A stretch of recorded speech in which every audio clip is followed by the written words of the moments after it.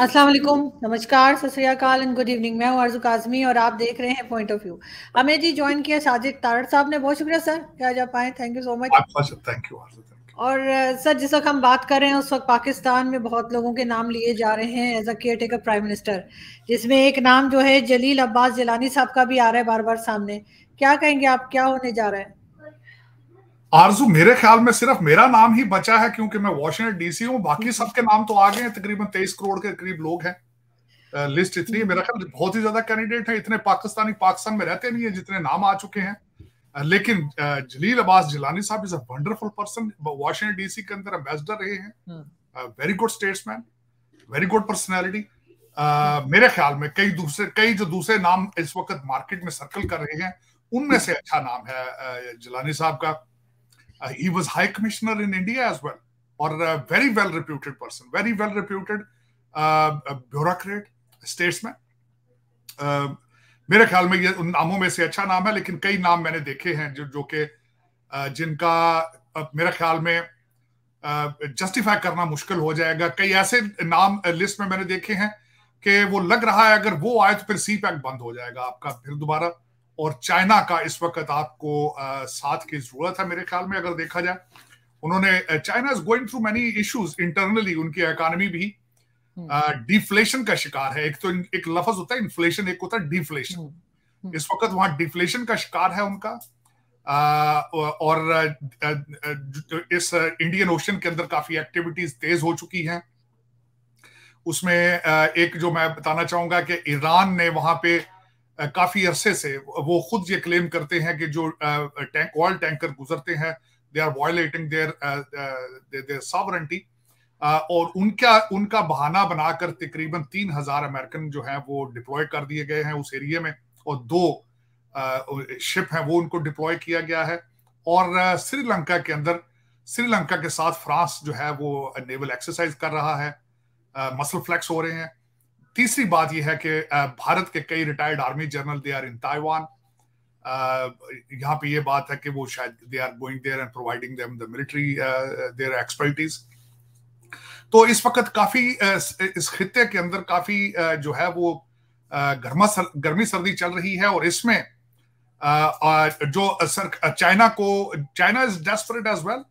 और चाइना की डेस्परेशन में पाकिस्तानी, जो कि हमेशा पहले भी उसकी डेस्परेशन का फायदा उठाते रहे हैं, अपनी भारत के साथ जो नफरत या दुश्मनी को बेचते रहे हैं, मेरे ख्याल में this is another golden opportunity for them to do it. Instead of America की तरफ वो देखें 7 समंदर पार। लेकिन उनकी तरफ जिनकी नजरें होती हैं वो ज्यादातर जो American supporter Pakistani ruling elite होती है, उनका इंटरेस्ट लंदन में और अमेरिका में ज्यादा होते हैं। उनके बच्चे यहाँ होते हैं, जायदादें यहाँ होती हैं, तो उनको कमीशन किकबैक्स लेना, पैसे लेना आसान होता है उनके लिए। और वो ज्यादातर फिर इसी को, जिस तरह मैंने आपको बताया है कि पाकिस्तान में इस वक्त आने वाले दिनों के अंदर भी और आज भी जो तनाव है उसमें मुकाबला सिर्फ IMF का और सी पैक का है। और इसमें देखें कौन सा ग्रुप जीतता है। जिस तरह मैंने एक जो अभी आखिरी दिन चल रहे हैं हमारे शहबाज शरीफ साहब के, लेजिस्लेशन की जा रही है। लेजिस्लेशन तो थोक के हिसाब से की जा रही है।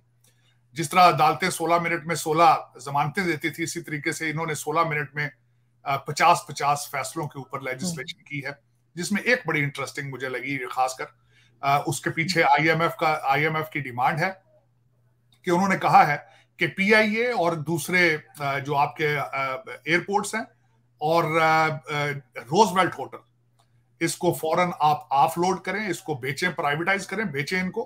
क्योंकि हम जो पैसे आपको देते हैं वो आप इनका नुकसान पूरा करने या जिस तरह ये खा पी जाते हैं, and we have objection with it. तो उसमें जो होगा, जो मुझे खदशात हैं कि इस वक्त जाहिर है कि वो IMF इज इन्वॉल्व, तो हो सकता है अपने रिश्तेदारों को तो अलर्ट ना कर सकें। पहले रवाज पाकिस्तानी जो आपको पता है डूबियस काम करने में, फ्रॉड में ज्यादा दुनिया में महारत रखते हैं। आईवी लीग स्कूलों से इसकी ट्रेनिंग ली जाती है। तो पहले ये किया जाता था, रिश्तेदारों को कंपनियां जो फ्रंट में रख के कर लिए जाते थे, शायद वो ना हो। अब हो सकता है किकबैक्स के अंदर ही गुजारा कर लिया जाए। लेकिन ये मेरी एक हम्बल रिक्वेस्ट होगी आर्मी चीफ साहब की, इस सारी चीज का खुद इस पे नजर रखें क्योंकि रोजवेल्ट होटल जो है उसको माजी के अंदर हर हुकूमत ने हथियाने की कोशिश की, उस पर डाका मारने की कोशिश की। हालांकि अमीरुल मोमिनीन के दौर के अंदर भी रूमर्स थे कि जेरेड कुशनर के साथ इनके कोई राइट हैंड था, पर्सन इनका फ्रंटमैन था, वो इन्वॉल्व था इन चीजों में। लेकिन it's very valuable, worth billions of dollars, Roosevelt hotel in Washington DC. और उस पे हाथ जिसने साफ किया, मैं समझता हूं कि पाकिस्तानी कभी उसको भूल नहीं पाएंगे। इस पे तवज्जो देनी चाहिए। पाकिस्तान की एम्बेसी की बिल्डिंग तो बेच दी गई है वॉशिंगटन डीसी, लेकिन इसमें अगर देखा जाए तो इस वक्त कोई भी आप हम कह रहे हैं कि हमारी जो एक और बात मैं खासकर मेंशन करना चाहूंगा जाती हुई हुकूमत के, एक तो लेजिस्लेशन कर रहे थे, जाती दफा एक और चीज भी हमारे शहबाज शरीफ साहब बार बार कह के गए हैं। उन्होंने हर तकरीर के अंदर कहा है कि अगर आर्मी चीफ ना होते तो ये भाराकाऊ का जो एक ओवरहेड बनाया है, पुल बनाया है, वो भी ना बनता। एग्रीकल्चर प्रोजेक्ट का लिया तो वो भी ना बनता, आईएमएफ भी ना मिलता, और दूसरा मिनरल्स के लिए जो ठेके दिए जा रहे हैं, मिनरल को निकालने के लिए, जो माइनिंग करने के लिए जो ठेके दिए जा रहे हैं, वो भी ना होते। तो इसमें एक चीज है कि उन्होंने अल ऐलान कैमरे के सामने, लोगों के सामने बैठ के अपनी शिकस्त तस्लीम की, सिविलियन सुप्रीमेसी की, सिविलियन गवर्नमेंट की। अगर आर्मी चीफ की मदद के बगैर एक पुल भी नहीं बन सकता तो फिर इलेक्शन कराने की क्या जरूरत है? फिर ये एक जुलूस, ये जो डिप्टी कमिश्नर रखेगा जाते हैं, डिप्टी कमिश्नर और जो एसएसपी और सारा, ये क्या एक ड्रामा है? ये ब्यूरोक्रेसी का एक ड्रामा करने की क्या जरूरत है? ये पाकिस्तानी जो ब्रिटिश हमने ऊपर रूलर बैठा लिए हैं, ये सारे, इनका क्या जरूरत है? अगर एक पुल भी बनाने की सलाहियत नहीं रखते तो फिर ये सारा काम फौज को करना चाहिए मेरे ख्याल में। मेरी तो ये रिक्वेस्ट है कि पैसा बचाएं इस कौम का, जो पहले ही बैंकरप्सी के सर पे है। और जाती दफा क्या इन्होंने किया है, आईएमएफ चीखता फिर रहा है, कौम मर रही है, फिर जाती दफा ये बोनस भी डबल करके देंगे। जाती दफा शहबाज शरीफ साहब ने फेडरल एम्प्लॉयज को बोनस दे दिया जी, बिल्कुल मादरी थी। अगर वो पुल बनाने की सलाहियत नहीं रखते, और ये फेडरल एम्प्लॉयज जो हैं, इनकी जुरिस्डिक्शन इस्लामाबाद के बाहर इनको पूछता नहीं है कोई, इनके किसी हुक्म अहकाम की तामील नहीं की जा सकती, तो इतने पैसे इनको बोनस किस चीज का दे रहे हैं? रिश्वत कम ले रहे हैं ये पहले देखे ना, इनके रिश्वत के रेट भी तो डॉलर के साथ ऊपर चले जाते हैं महंगाई के साथ। और हमारे पाकिस्तान के अंदर जो फ्रॉड और रिश्वत, इसकी जो परसेंटेज है वो डॉलर के रेट के साथ चलती है, पाउंड के रेट के साथ चलती है, क्योंकि मेजॉरिटी के बच्चे तो लंदन में बैठे हैं, उनको अमेरिका में, कनाडा में बैठे हैं, उनको रुपए तो नहीं जाने ना, वहां तो डॉलर जाने। तो शहबाज शरीफ साहब, ये आपने खामखा एक तकलीफ की है। ये जो अलाउंस, आप क्या समझते हैं पाकिस्तान के जो मुलाजमीन है हुकूमत के, उनका गुजारा तनख्वाहों में सवाल ही नहीं पैदा होता। मेरे कई अजीज दोस्त हैं जो कि बड़ी बड़ी अच्छी पोजीशनों पे हैं, हर एक बोल के कहता है कि पहले 10 दिन के अंदर हमारी तनख्वाह खत्म हो जाती है, पिछले 20 दिन हमने लोगों का खून ना पिए या फिर खुद मर गए भूखे पे। तो आप क्यों उनको ये बोनस तकलीफ की आपने? चले कोई नहीं, जिस तरह पहले लेकिन पंजाब गवर्नमेंट आप नई गाड़ियां खरीदी हैं 3 अरब रुपए की, तो ये भी क्या फर्क पड़ता है? अगर किसी बिल्कुल ऐसे ही चलेगा, बिल्कुल ऐसे ही चलेगा सर, क्योंकि इनमें से किसी को भी एहसास नहीं है जिस तरीके से पैसे को गलत जगह पे इस्तेमाल करते हैं।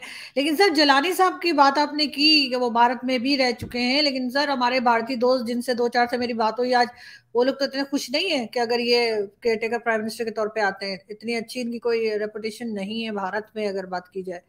तो आपके ख्याल से भारत के साथ फिर बातचीत ये कर पाएंगे? क्योंकि ये गवर्नमेंट तो लंबी चलती हुई दिखाई दे रही है, इलेक्शन तो नहीं हो रहे अभी फिलहाल।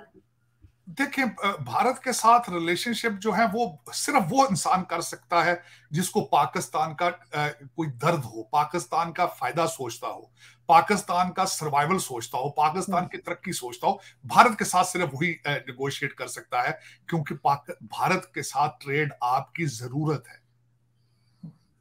आपके इन्फ्लेशन को कंट्रोल करने के लिए जरूरी है आप भारत के साथ ट्रेड करें।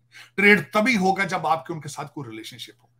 आपके अफगानिस्तान के साथ ट्रेड जरूरी है, तभी हो सकता है वो करेगा जो उसको पाकिस्तान के साथ प्यार होगा, जिसके बच्चे पाकिस्तान में रहते होंगे, जो चाहता होगा कि पाकिस्तान सर्वाइव करे, पाकिस्तान तरक्की करे। तो आपको इनमें से कोई नजर आता है तो मुझे बता दें। ये सारे फॉरेन आपके जितना ब्यूरोक्रेसी और ये फ्रॉड, ये कंपनियां फ्रॉड, मैं तो उनको फ्रॉड कंपनियां कहूंगा जो पॉलिटिकल पार्टीज आप कहते हैं, इनमें से किसी का बच्चा पढ़ता है पाकिस्तान में, को पढ़ता रहता है, कोई सवाल ही नहीं पड़ता। इनको क्या नहीं, जरूरत है कोई भारत नहीं। ये भारत के साथ ट्रेड तो वो करेगा जिसके बच्चे पाकिस्तान, जिसको पाकिस्तान का फ्यूचर चाहिए होगा, बिल्कुल। तो वो करेगा ना। तो इनमें तो कोई शख्स नहीं है।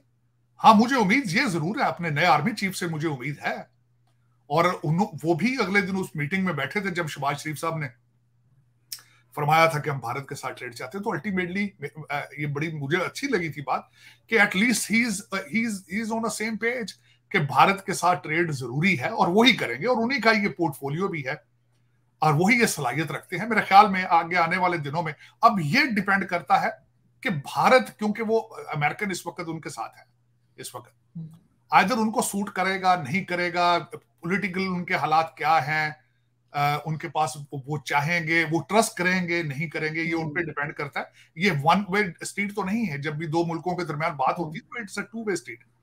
तो अब वो देखने वाली बात ये है कि आने वाले दिनों में देखें, इस वक्त पाकिस्तान जो है उसका प्रॉब्लम पॉलिटिकल प्रॉब्लम नहीं है, इकोनॉमिकल प्रॉब्लम है। और उसमें आरजू इलेक्शन की बात जब बार बार की जाती है, अगर हमें इकोनॉमी हमारा प्रॉब्लम है इस वक्त, तो किसी पार्टी ने अभी तक रोड मैप दिया इकोनॉमी का?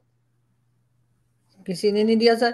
फिर इन पार्टियों में से किसी को चूज करने का कौम को क्या फायदा है, या पाकिस्तान किस तरह, पाकिस्तान की क्या जरूरत है, मजबूरी है ये इलेक्शन जो है इस वक्त अगर देखा जाए, मुझसे पूछा जाए, मैं अगर जो what is my expertise being a Pakistani American, और उस लैंडस्केप को समझने, आपको टेक्नोक्रेट गवर्नमेंट चाहिए, साफ सुथरे लोगों की गवर्नमेंट चाहिए, और उन लोगों के साथ ये कंडीशन रखी जाए कि आपके बच्चे पाकिस्तान में रहेंगे, आपकी फैमिली पाकिस्तान में रहेगी, और जो अगर आपने ज्वाइन करना है तो ये आपने डुअल सिटीजन ना हुआ, और फिर उनके नाम ईसीएल में होने चाहिए, और उनके हर 30 डेज अपनी पूरी कौम को, पाकिस्तान को एक रिपोर्ट पेश की जाए।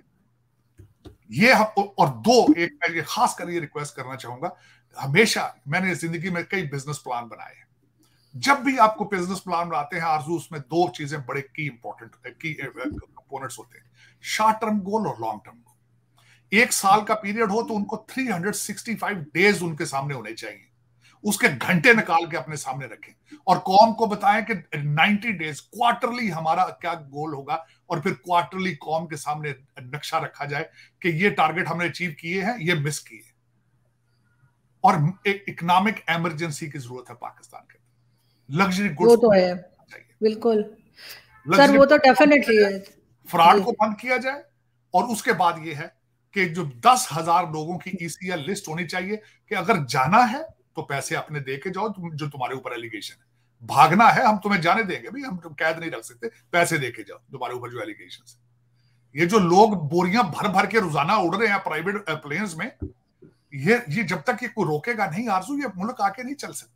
सर, वो आपने देखा जो बाप पार्टी की मीटिंग हो रही थी लॉन में, और उसमें उन्होंने बड़े बड़े चिलर लगा रखे थे, जो रूम्स में लगाए जाते हैं, 4-5 लगा रखे थे, और लोगों ने कहा लगता है इनको बिल नहीं आना बिजली का।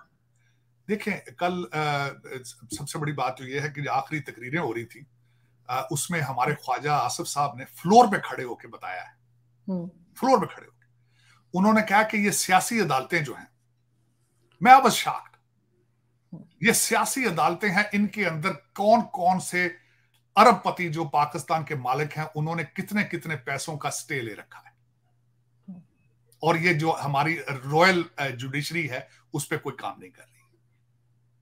और फिर उन्होंने बताया है कि किस तरीके से लोग बिजली चोरी कर रहे हैं, और आपके वापडा के साथ मिलकर चोरी होती, चोरी एक तरफ से नहीं होती। बिल्कुल। लेकिन आरजू देखें, मैं हमेशा ये कहता हूं कि ये एक आपको बहसीते कौम, आज आप फेल हो रहे हैं तो बहसीते कौम हो रहे हैं, बहसीते आप एक सोसाइटी कोलैप्स कर, जब तक ये पूरी सोसाइटी मिलके नहीं बचाना चाहेगी पाकिस्तान को, पाकिस्तान बचने की कोई गुंजाइश नहीं। This is not a one way, एक आदमी आएगा ऊपर, वो 4 काले बकरे जो है उसको जबा कर देगा, और एक जो बीबी है अंदर बैठ के मंत्र पड़ेगी और कौम सारी ठीक हो जाएगी। This is beyond that, this is beyond that. ये एक तजर्बा हमें पिछले जो इमरान प्रोजेक्ट में एक हमारे साथ तजर्बा किया गया है, वो ये कहा गया था कि ऊपर बैठा इंसान अगर ईमानदार होगा तो कौम सारी ईमानदार होगी। तो वो अपनी कैबिनेट ही नहीं ईमानदार बना सका, वो बाहर किसकी बात करेगा। उसके घर के अंदर जब फाइल दी गई थी, हमारे आर्मी चीफ साहब ने जब फाइल दी थी कि ये फाइल पढ़ लेना, ये क्या हो रहा है तुम्हारे घर के अंदर, तो वो सीखपा हो गए थे। तो इस तरह कौमें नहीं चलती ना। ये तो पहले कहते हैं चैरिटी बिगिंस फ्रॉम होम। जब आपके घर, आपके नाक के नीचे सारा कुछ हो रहा हो, और फिर आज भी कह रहे हो, आप देखें जो ड्रामे बन रहे हैं, मैं हैरान हो गया हूँ। आपके एक एंकर ने कहा है कि पहले बाहर पोर्ट्रे किया जा रहा है कि खान साहब तो अंदर बैठ के मुराकबे में हैं, वो उठते हैं, तहज्जुद करते हैं, तलावत शुरू कर देते हैं। तो वो उस बंदे ने बताया 12 घंटे उनके सोने की, नींद की गोली उन्होंने कल मांगी, 11-12 घंटे सोते हैं।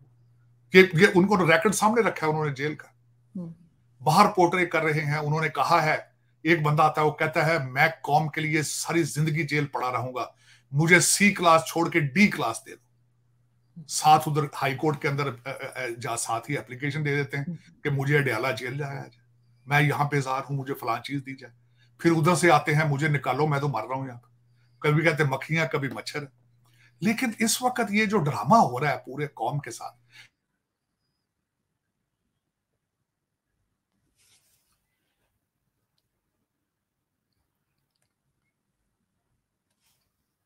सर आपकी आवाज नहीं आ रही।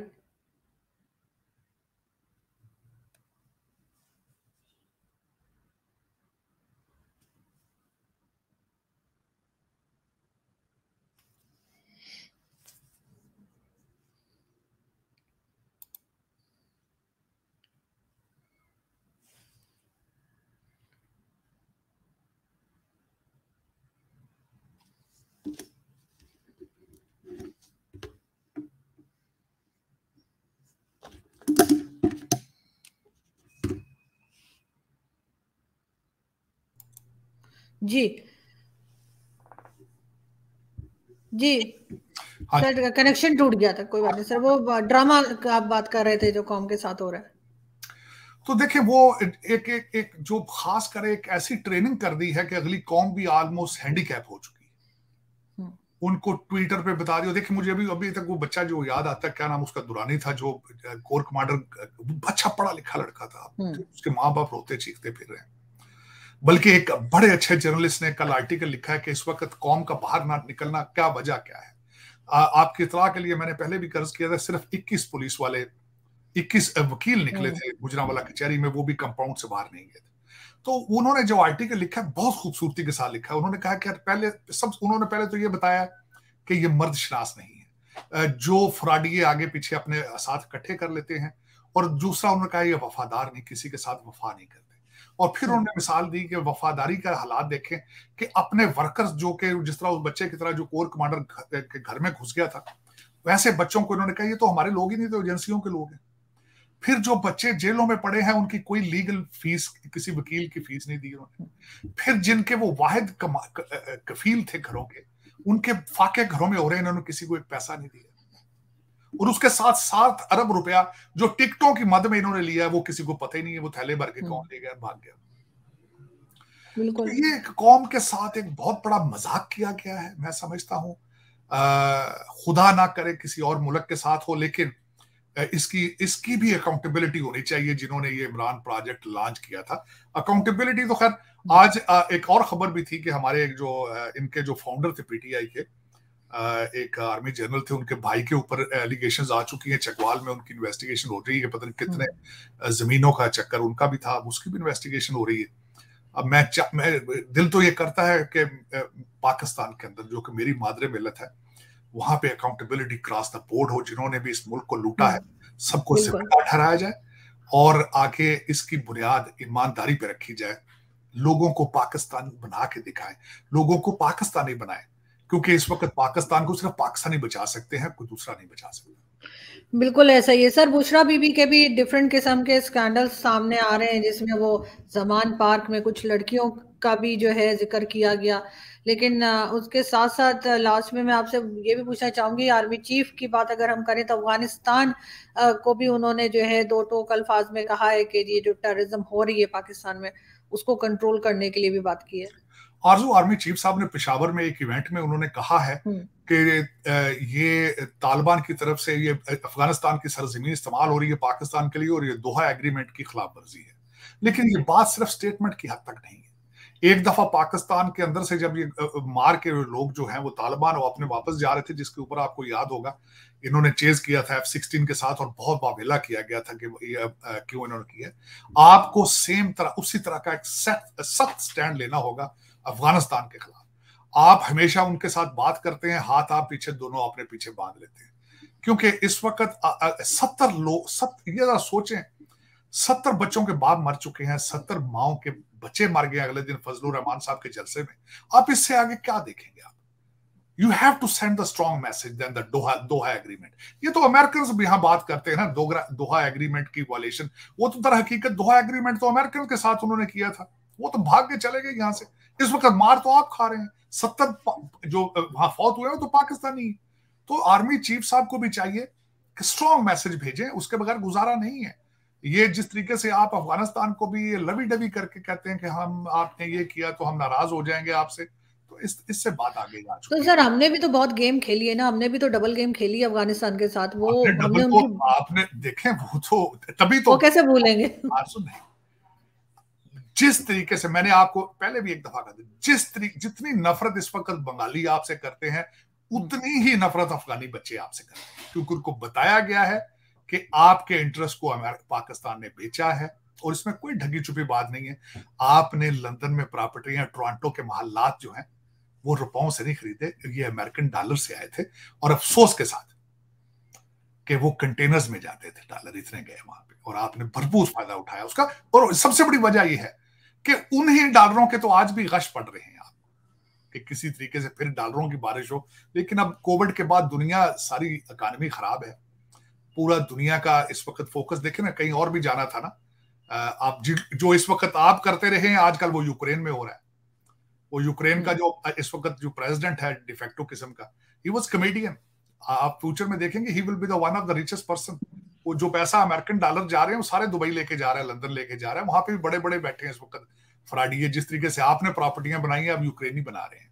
लेकिन दुनिया का फोकस चेंज होता है, अगला फोकस आएगा यूक्रेन के ऊपर, और उस पर फिर नए लोग पैसे बनाएंगे, नए कंट्रीज जो है, क्योंकि वार एक बहुत बड़ा बिजनेस है पूरी दुनिया के अंदर। अमेरिका की इकानमी तो खड़ी जो है वो मिलिट्री इंडस्ट्रियल कॉम्प्लेक्स के ऊपर है, और ये आपने भी उसका भरपूर फायदा उठाया। आपके भी यहाँ पे हर वक्त जो वॉशिंगटन डीसी और डिफेंस यूनिवर्सिटी के अंदर हर वक्त लाइनें होती थी आपके आर्मी के अफसरान की। लेकिन ये कि अब देखें, वो तो खैर, और लोगों को पता है इस चीज का, अफगानियों को भी पता है इस चीज का। आपको ये भी बताना चाहूंगा, आप कह रहे हैं कि आपके साथ अफगानिस्तान आपको छोड़ के कतर के साथ क्यों चला गया था?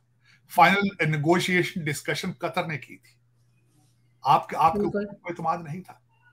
तो ये वजूहात है। चले, लेकिन देख, मैं जिस चीज पे बिलीव करता हूँ आरजू, वो पास्ट है, हमको फ्यूचर में जाना है, नई उम्मीदें रखनी होंगी, नए लेकिन सर बिल्कुल सर आप सही करें, लेकिन सर जिन लोगों को हमने, हमारी वजह से तकलीफ हुई, चाहे वो भारत हो या अफगानिस्तान हो, वो इतनी आसानी से भूलेंगे तो नहीं, जो कुछ प्रॉब्लम हुई। आरजू लीडरशिप की जरूरत है, पाकिस्तानी लीडरशिप की जरूरत है, जो इन चीजों के बारे में सही फैसले कर सके, सही फैसले कर सके।